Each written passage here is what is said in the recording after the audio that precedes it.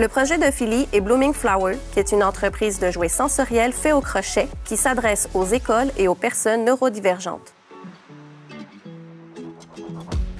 Moi, l'inspiration de mon projet un peu vient du fait que je suis une personne qui est très créative, très artistique. Je suis aussi intervenante, donc je suis en train de faire mon bac en psychoéducation. Puis c'est un petit peu par l'entremise du bac que j'ai trouvé un besoin à répondre avec lequel je pouvais répondre par les créations que je faisais. Donc, je fais vraiment beaucoup plus des projets sensoriels, des petits jouets sensoriels pour les jeunes puis les personnes neurodivergentes. Puis moi, je trouve son projet super stimulant parce que c'est vraiment le côté artistique qu'on voit se concrétiser. Je trouve ça tellement énervant de voir un produit de A à Z.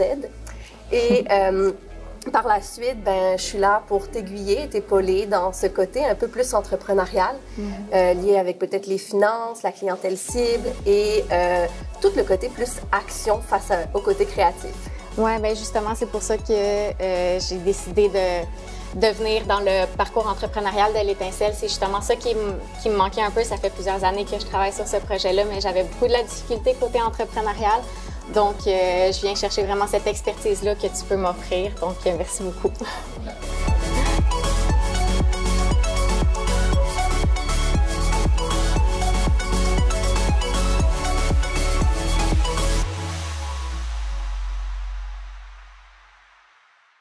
Bonjour, je m'appelle Ophélie, je suis finissante au bac en psychoéducation et passionnée du crochet. Mon entreprise s'appelle Blooming Flower. Je fais des produits au crochet, donc des jouets sensoriels, des toutous réconfort et des poupées personnalisables pour les personnes neurodivergentes de tous âges, donc qui représentent au moins 20% de la population. Les jouets sensoriels sont de plus en plus populaires, mais souvent faits en plastique, font beaucoup de bruit. Donc, mes jouets sensoriels faits au crochet font très peu de bruit, voire aucun bruit, ce qui est un avantage.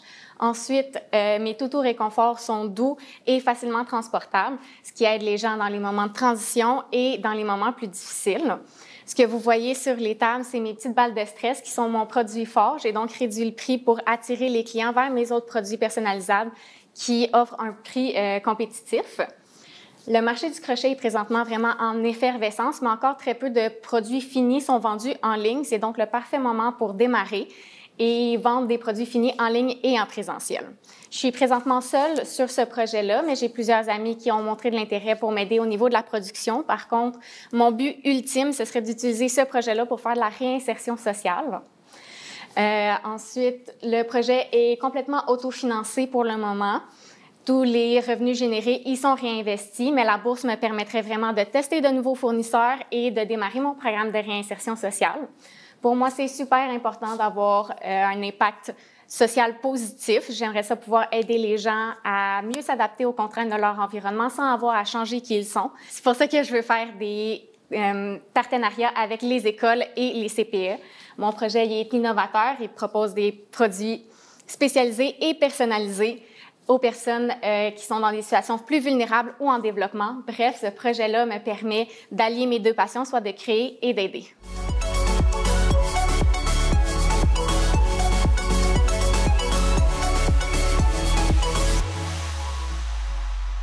Félicitations, Ophélie, c'est un super pitch. Ma question pour toi, ça serait au niveau de l'approvisionnement. C'est sûr que c'est un produit qui est quand même complexe à faire. Donc, comment tu vois ça, les étapes au niveau de l'approvisionnement? L'approvisionnement en matière première? En matière première, oui. Présentement, je me fournis principalement chez Michaels et dans une boutique canadienne en ligne qui s'appelle L'Artisan. Ça fait 5 ans que je fais des produits, donc j'ai jamais vraiment manqué de matériel ou quoi que ce soit. Et c'est quand même, les fournisseurs fournissent quand même vraiment beaucoup. Mais j'aimerais ça, avec le contexte économique dernièrement, ce qui se passe avec les États-Unis et tout, j'aimerais ça vraiment me retourner vers des fournisseurs plus québécois. Il y a entre autres la filiature Le Mieux que j'avais regardé, qui ont certains produits intéressants et tout. Fait que je regarde pour des fournisseurs qui seraient justement capables de fournir la quantité puis quelque chose de plus écologique et local. Bien, merci, Ophélie, pour ta présentation. C'est super intéressant. Tes produits sont vraiment magnifiques.